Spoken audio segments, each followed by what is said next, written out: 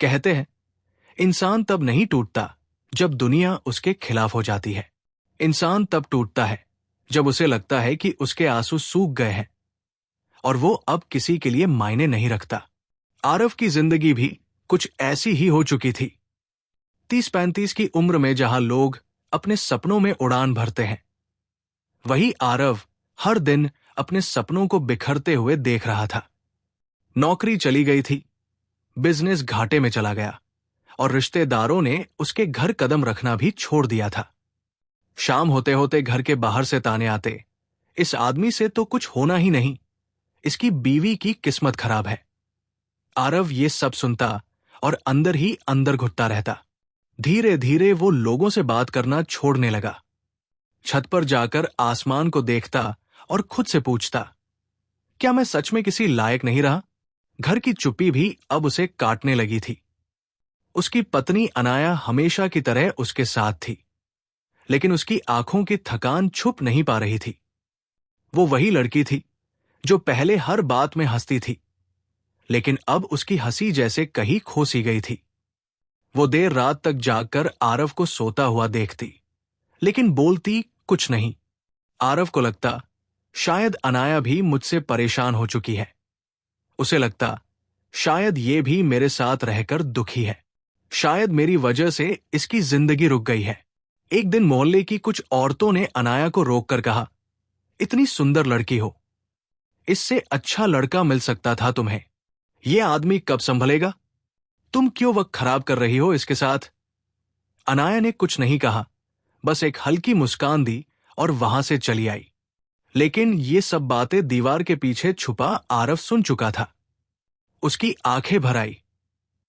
उसे लगा, मैं सिर्फ खुद को ही नहीं बल्कि अपनी बीवी को भी दुख दे रहा हूं। उस रात उसने खाना भी नहीं खाया, बस छत पर जाकर चुपचाप बैठा रहा। कुछ दिनों बाद जब वो शाम को घर लौटा, उसने देखा कि अनाया उसके गंदे जूते साफ कर रही थी। उसके हाथ कांप रहे थे और आंखों से आंसू गिर रहे थे। वो दृश्य आरव की आत्मा तक चुभ गया। उसने धीमी आवाज में पूछा, अनाया, क्या मैं तुम्हारे लिए बोझ हूं? अनाया चौंक कर उसकी ओर देखती है। क्या बोल रहे हो?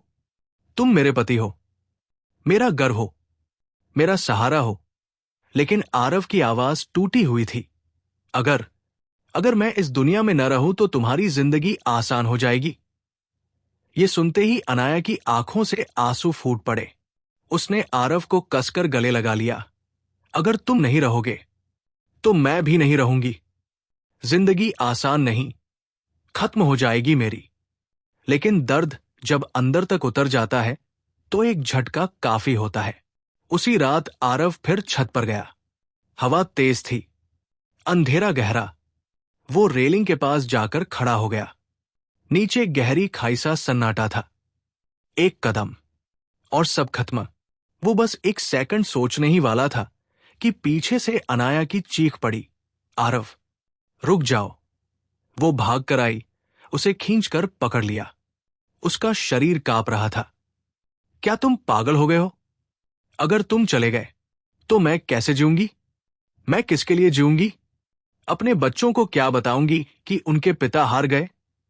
आरव घुटनों पर गिर गया। वो पहली बार टूट कर रो रहा था, जैसे सालों से जमा दर्द एक साथ बाहर निकल आया हो। अगली सुबह अनाया जल्दी उठी। कई दिनों से वो चुपचाप एक चीज तैयार कर रही थी। उसने आरव का हाथ पकड़ा और कहा, चलो तुम्हें एक जगह ले चलती हूं। दोनों एक छोटे कमरे में पहुंचे। वहां कैमरा रखा था, रिंग लाइट थी और एक नोटबुक। आरव ने हैरानी से पूछा, ये सब क्या है? अनाया ने मुस्कुराकर कहा, मैंने तुम्हारे लिए एक YouTube चैनल बनाया है। तुम्हें हमेशा से बोलना पसंद था, कहानियां सुनाना, लोगों को प्रेरित करना। तुम आज से फिर से शुरू करोगे। तुम्हारा सपना मरेगा नहीं, बस फिर से जन्म लेगा।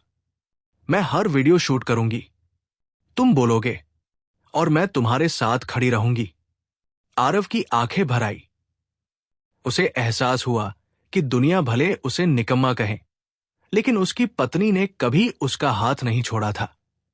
कुछ ही महीनों में उसके वीडियो वायरल होने लगे। लोग उसकी बातें सुनकर बदलने लगे। वो फिर से जीने लगा। उसकी पहचान लौट आई।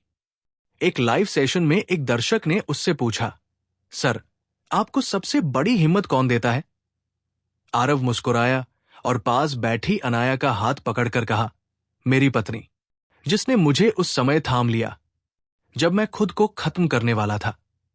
दुनिया साथ छोड़े कोई फर्क नहीं पड़ता, पर एक सच्चा साथी अगर साथ हो तो जिंदगी फिर से बन सकती है। कहानी का सच यही है, अकेलापन इंसान को खत्म कर देता है, लेकिन साथ उसे नया जन्म भी दे सकता है। अगर आपकी जिंदगी में भी कोई ऐसा है जो बुरे वक्त में आपका हाथ नहीं छोड़ता, तो उसे संभाल कर रखिए, क्योंकि हर किसी की किस्मत में अनाया जैसा साथी नहीं होता।